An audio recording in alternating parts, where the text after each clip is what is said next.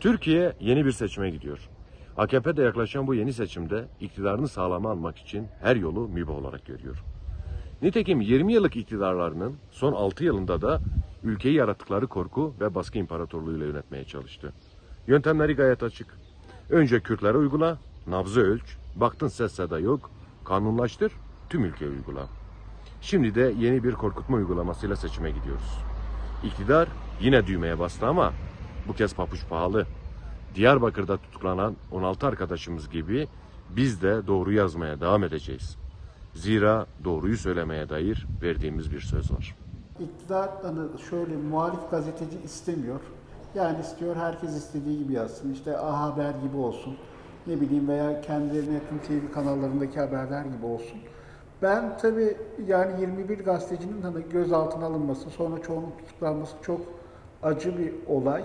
Yani Batı'da bir gazeteci gözaltına alındığında hani ana haber bültenlerinden tut da işte o aralarda bile devamlı haberler veriliyor. Sanki bu şey çok görülmek istenmedi. Yani bu gazetecilerin tutuklanması. Biraz sahipsiz bırakıldılar ama ben bugünlerde bakıyorum hani artık sosyal medyada sıkça dile gelmeye başladı. Ya iktidar istemiyor muhalif gazeteci olsun. Bu Kürt olabilir, Türk olabilir veya farklı bir mensup da olabilir veya bölgesel gazeteci de olabilir.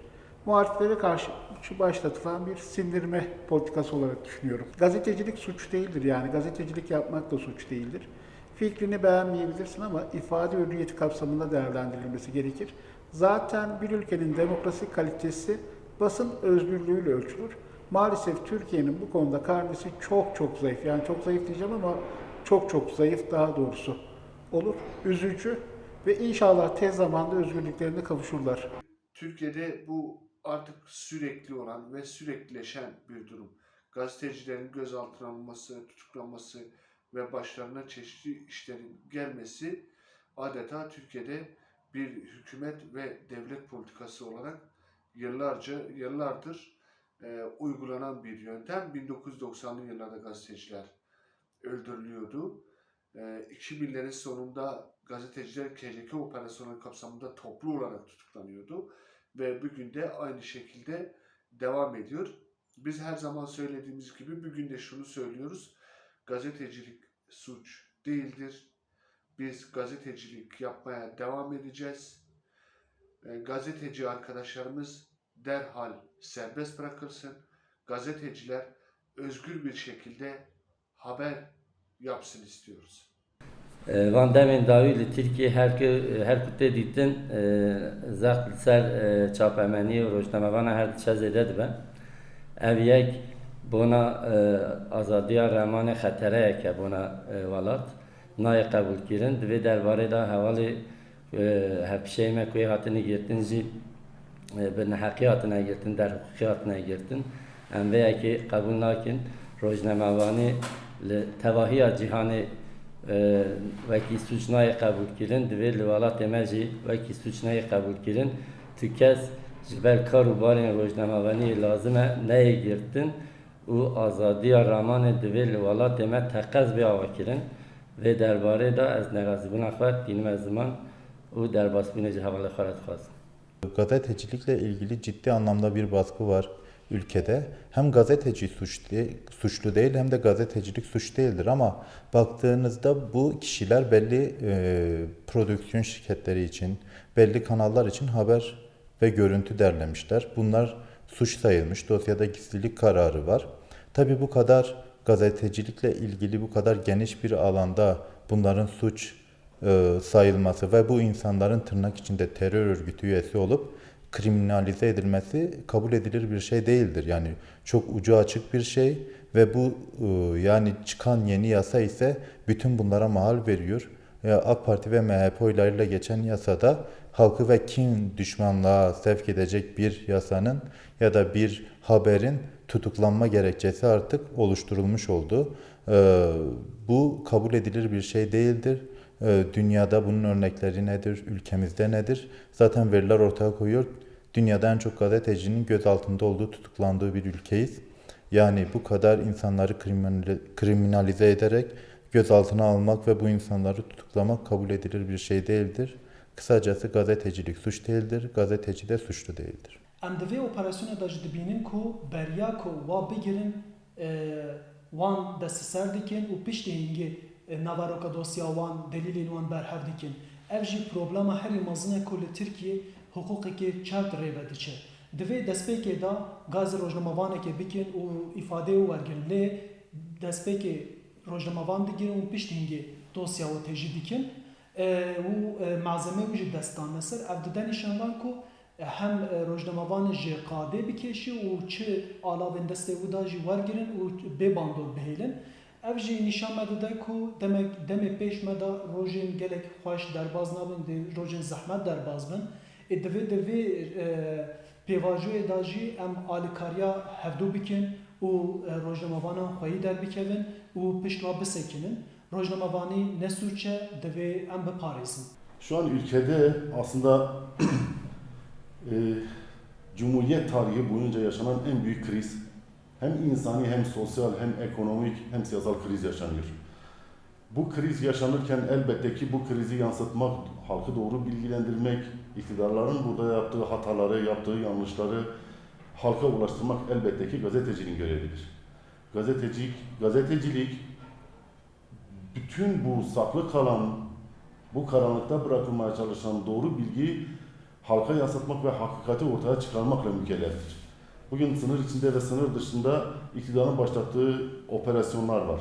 Sınır içerisinde her gün yüzlerce insan gözaltına alınıp tutuklanıyor. Sınır dışında yine aynı şekilde askeri operasyonlar sürüyor.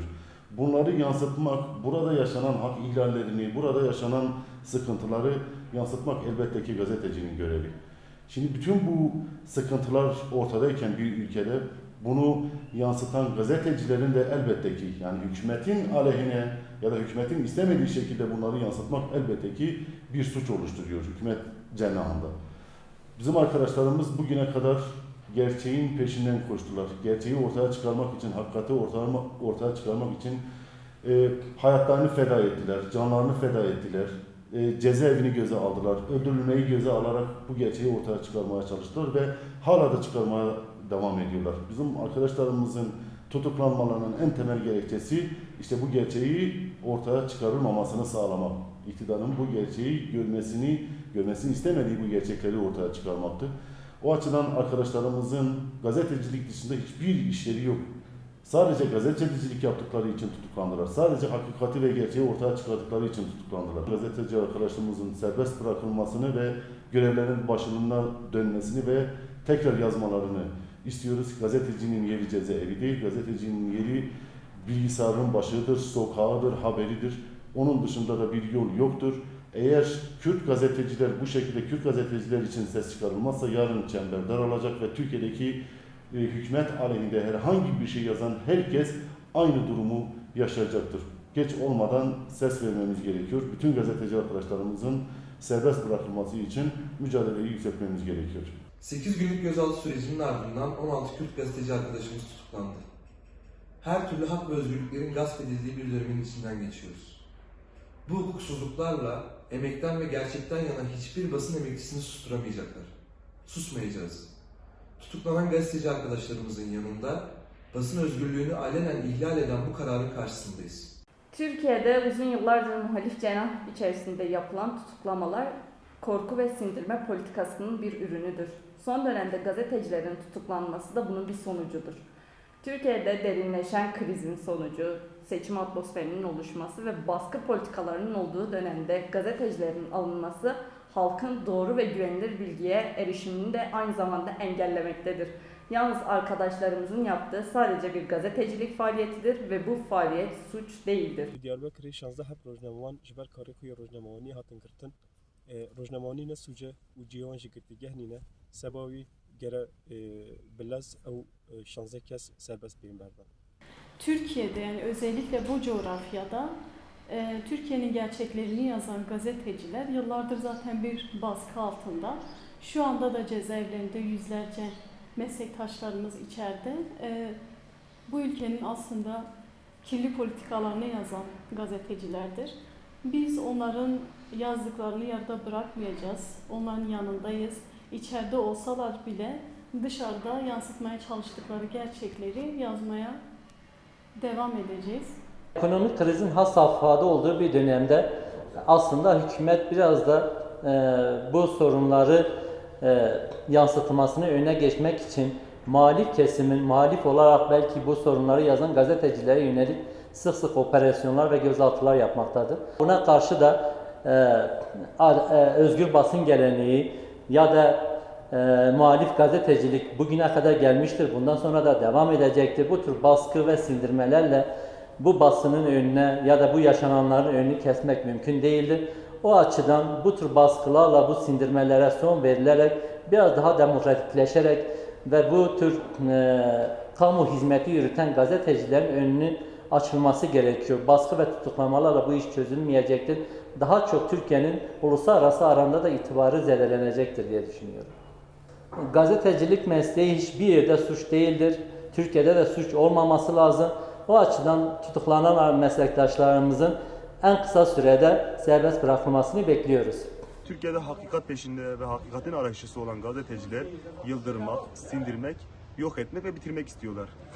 Mevcut iktidar düşüncelerinin topluma daha yaymak için ve toplumu çıkmaza sokmak için ya da yanlış yaptıkları politikalardan kaynaklı halkın bunu görmesini istemiyorlar.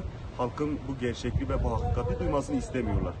Bugün AKP, MHP tamamen yönünü direnenlere ve muhalif olan ya da bu ülkede barış, demokrasi ve insan hakları ve özgürlüğü isteyen kişilere ya da kurumlara saldırmaktadır. Bu nedenden dolayı 16 arkadaşımızın cezaevine gönderilmesi, tutuklanmasını biz gazeteciler olarak da kabul etmiyoruz. Genel itibariyle basın ve ifade özgürlüğü Türkiye'de olan bir sıkıntı ama bölgemizde özellikle Doğu coğrafyasında, Serhat bölgesinde ayrıca yaşanan bir sıkıntı. Çünkü kolluk kuvvetlerinin görüntü almaya, işte kaynak araştırma noktasında sıkıntıları var. Şimdi ben son yıllara kadar açıkçası özellikle bu torba yasa ve çıkan sosyal medya yasalarına kadar pek fazla şey yapmıyordum, hissetmiyordum ama son zamanlarda özellikle bir korku politikası, psikolojik baskı ve benzeri şeyler var. Yıldırma politikasıdır, bezdirme politikasıdır. Yani nefesimiz yettiğince aslında bazı şeyleri gündeme getirmeye devam ediyoruz, edeceğiz de ama şu anda özellikle hani gözaltına alınan, tutuklanan, hakkında işlem yapılan gazeteci arkadaşlarımız var. Türkiye iddia edildiğine göre bir yargı devleti, yani anayasal düzende demokratik bir devlet ve bunun yolu bu değil. Yani gözaltına almak, dosyalara gizlilik kararı bıraktırmak, avukatları görüştürmemek, basının bilgi almasını engellemek bir yöntem değil. Aslında Türkiye'de gazetecilerin en büyük etken ve sorunu olan sorunlardan biri siyasi güçtür. Yani siyaside bugün güçlüğün hakim olduğu bir sistem söz konusudur. Adaletin hakim olduğu bir sistem söz konusu değildir. Bu bağlamda medya sektöründe özgürce haber yapabilmemiz için, kamuoyuna aktarabilmemiz için yani dilediğimiz şekilde bir haber portali çıkaramıyoruz. Bu bağlamda bence bunların daha genişletilmesi gerekiyor. Daha sosyal alanların açılması gerekiyor. Medyanın önünün açılması gerekiyor. Bunun da umarım önümüzdeki süreçlerde göreceğiz. Gazetecilik bir suç değildir. Gazetecilik tamamen halkın sesi kulağıdır. Duyduklarını halka aktarmaktır. Kamuoyunu bilgilendirmektir. Bu anlamda gazeteciler canıyla, yani tabiri caizse kelle koltukta gezen bireylerdirler. Bunlara yani bulundukları yerlere ekonomiksel anlamda destek bulunması, az önce ifade ettiğim gibi aynı şekilde sosyal alanların açılması, özgürce haber yapabilmesi konusunda gibi adımların atılması gerekiyor.